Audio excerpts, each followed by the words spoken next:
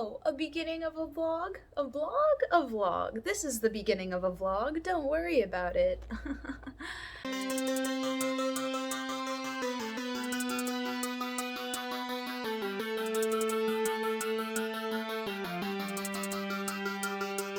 This is a reading vlog. Welcome. Today's November 1. I am gonna make this month my biatch and just read as much as I can and really just try to distance myself from reality, because this month doesn't need anything from me. Not at all. Not in the real world. The only thing that I need to do this month is to register for classes, and that is one day this month, going to take a maximum of 3 hours. So I'm just gonna let my little brain run away this whole month and not think of anything. We have a month-long read-a-thon, the Friends-a-thon, and I'm doing Rachel's card, and I've read through all of her prompts, and I'm not entirely sure which row, what my plan is. For this Friends read-a-thon, I'm going to layer or double up, I guess, on book prompts. The other read-a-thons that I have coming up this month, I will use the books that I read for those to help fill in this bingo card, and eventually maybe get bingo, and that would be exciting. I was going to continue with some of the scary books that I haven't read that I didn't read in October, and pick one of those up, and then maybe I thought I'd read my library books. Particularly, I wanted to read The Whisper Man because I wanted to see what that was about, and it was still spooky time, so I was like, yeah, why not? And I picked it up yesterday, and I was like, I just can't.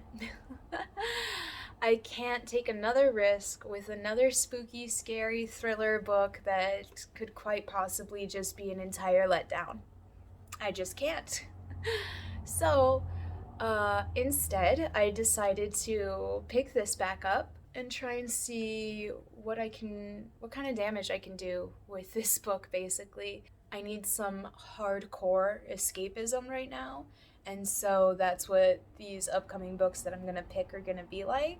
I'm on page 176 of this book. So there are 570 pages, 570 pages. I'm on page 176. I have about 400 pages left. I'm sorry to say this reading vlog might just be this book, because I'm gonna read this book and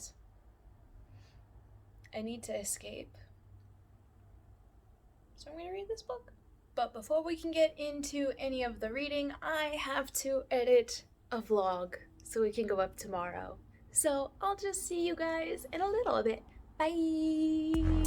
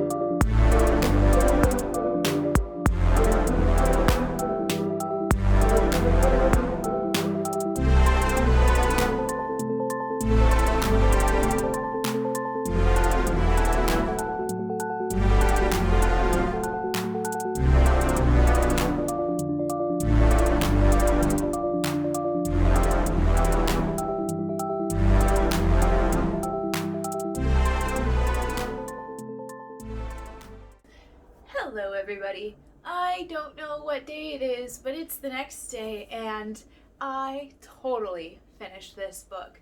The Starless Sea by Erin Morgenstern. Mwah.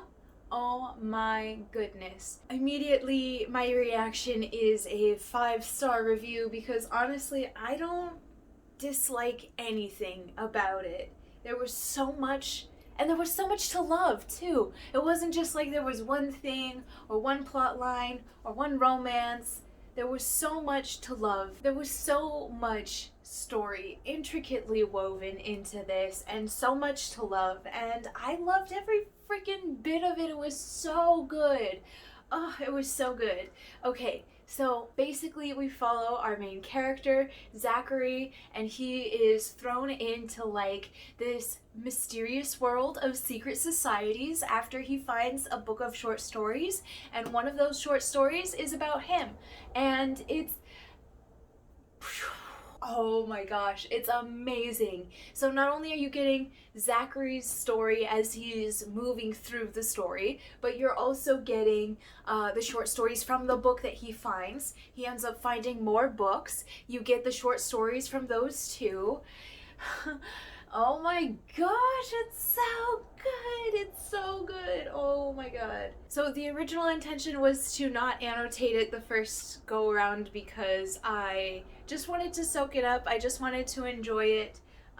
But I ended up, there were quite a few things, I don't know if you'll be able to see, quite a few things that I loved.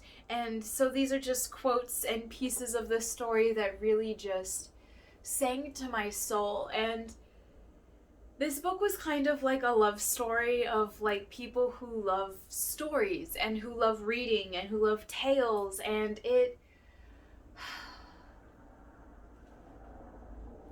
it's truly everything to me, and obviously it's a favorite, so let's put it up on the shelf. Oh my gosh, they're so sweet next to each other. Oh. So I am obviously heartbroken because the story is over. The ending was amazing though. It was very good. The whole story was amazing. There was a beautiful unexpected romance. Story was so intricate and so detailed. It gave me the same kind of vibes like Night Circus, but it was very much its own thing. Very contemporary, I guess, where Night Circus kind of gave me those old school, maybe like 50s kind of vibes, and God, and the Starless Sea gives me like very contemporary vibes. So it was very, very, I really don't have words. It was really just amazing. And now I just feel this, shut up out there, shut up. And now I just feel this big empty hole in my heart of love that's gone now. So now I have to pick another book. Oh god, hello. I really didn't know what to pick. I was nervous about getting into a series. I kind of wanted a standalone, and then I was like, I don't like anything that I put on my TBR. Maybe I'll look for something else. Maybe, I don't know. I don't know.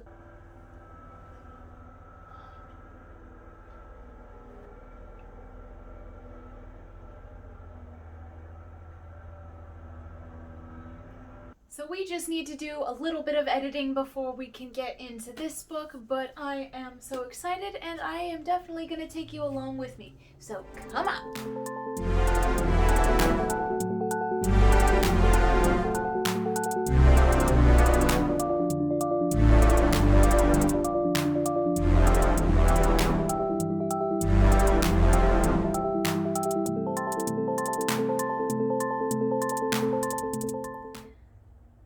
Don't want to set up my background and my tripod, so I'm not going to.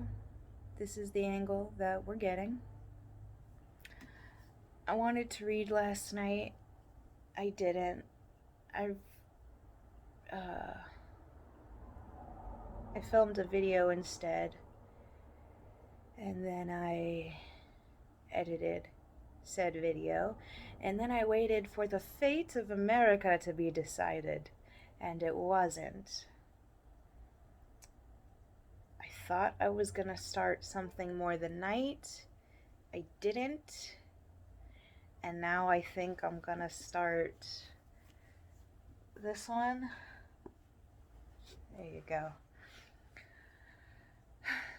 I know it's about fairies, and I think it's a retelling of Beauty and the Beast. I don't know how much I'm gonna read of it because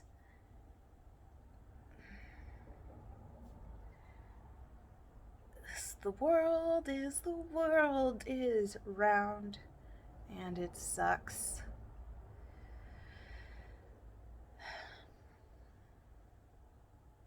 Hey, at least I'm showering every day. The world hasn't sucked so bad that I just stopped showering yet, so we're making it. And part of me just wants to keep filming videos because I don't want to think. And if I'm filming videos, I'm thinking about not the world. I'm thinking about books.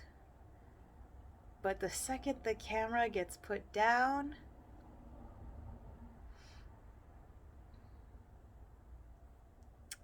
so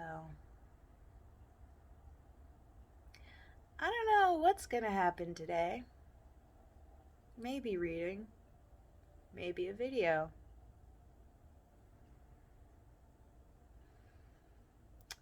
Okay. I think I need caffeine first, though. What do you think?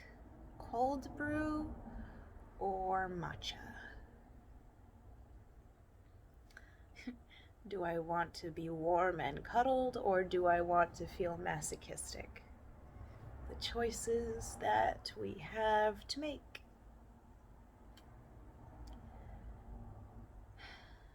I'm gonna go before I drop this on my face.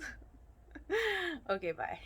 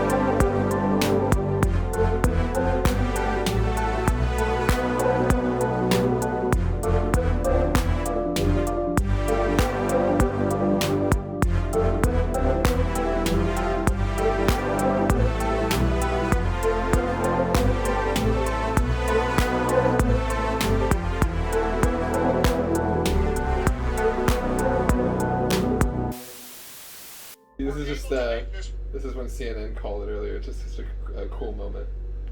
Very historic. After 4 long, tense days, we've reached a historic moment in this election. We can now project the winner of the presidential race. It's like we're finally ready. Yeah. Come on, Wolf. Projects Joseph R. Biden Jr. is elected the 46th president of the United States, winning the White House and denying President Trump a second term. Denying That's the best right. President Denying, Trump. dude. Oh, it's amazing. We're talking about A Court of Thorns and Roses by Sarah J. Maas. I guess I wasn't expecting to like this. Let's see, where am I? I'm on page 124, okay? I guess I wasn't expecting to like it, but I do. I very much do. I appreciate the pronunciation of Feyre's name. Yeah, Feyre. Thank you for that. It looks like fire, spelled really cool. But what I guess it is beauty, right? It's beauty in another language. Okay. I like this more than I thought I would, actually. A lot more.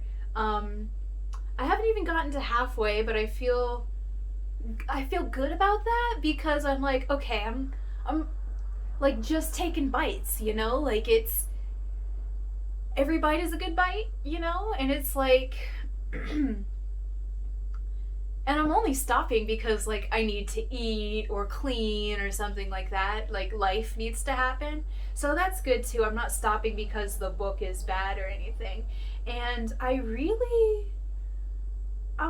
liking the characters. So Feyre is Feyre's like a survivor, but she's also proud, you know? Like I think that's the thing about survivors, right? Like they survived. Don't pity them and don't give them handouts kind of deal. So that's who she is, and you know, her family sucks, as is the case, you know, why make it easy for the main character to leave, right? Wait, then why, her family sucks. Okay. So there's a vow to a mom who was unloving that made her want to stay with her family, and I guess I just don't get that. Aside from the fact that, like, children are children and they'll do things like that, and your mom is dying, so you're like, yeah, mom, I'll do whatever you want, you know, love me in your dying moments. Relatable. But yeah, so now we're in Fairyland. It's not called Fairyland. It's called Prythian. Okay, so there's a lot about the fairies and their intricacy and their governments and lords and ladies, and it's kind of confusing, and I'm not sure if it's confusing because our main character, Feyre, is confused about those intricacies, or because it was just not described clearly enough. Like, there are some moments where she's trying to be flowery and prosy, but I'm confused because of it. Like, she describes her original relationship with the guy in her village before she even, you know, goes to Fairyland. The way she describes it, I couldn't tell if it was consensual or not, you know? And what she really meant was that there was, like, no love there, you know? Like, it's more of, like, a primal thing, like a release, instead of just, like, an expression of love. But she made it seem like it might not be consensual, and so for like a chapter and a half, I was worried that our main character was just, you know? And so there were some moments like that. There was that moment, and then there's this thing about the fairy court. So I'm, you know, only barely bits in, so I'm not sure if it's just our main character is confused, or if just the prose itself was being confusing for the sake of sounding flowery, you know? So not too many complaints. I'm trucking along, going through it. I mean, I read over 100 pages yesterday, so that was pretty boss. I don't know if I'll be able to finish this tonight. It's kind of chunky. But hey, I read 100 pages in only a couple hours yesterday, so we'll see how we fare. So I'm just gonna go ahead and get reading on this, and if anything happens, I like to set up the reaction cam, basically, about like 100 pages away from the ending. So I'll probably do that a little bit later today if I get to the ending. Don't worry, you'll see it. So let's go! Hello everyone. Today is Sunday. Today is the last day of this vlog. I just wanted to pop in and talk to you a little bit more about, what am I holding? A Court of Thorns and Roses. I read a little bit more this morning and some last night. We're getting into the juicy bits here. I think we've officially met the last of the main characters, possibly. Rysand. I've just read the chapter of Rysand, and I'm pretty sure that Feyre's supposed to be with him later, but he's terrifying and a little villainous. So we're just eating it up. It's delicious. Very good.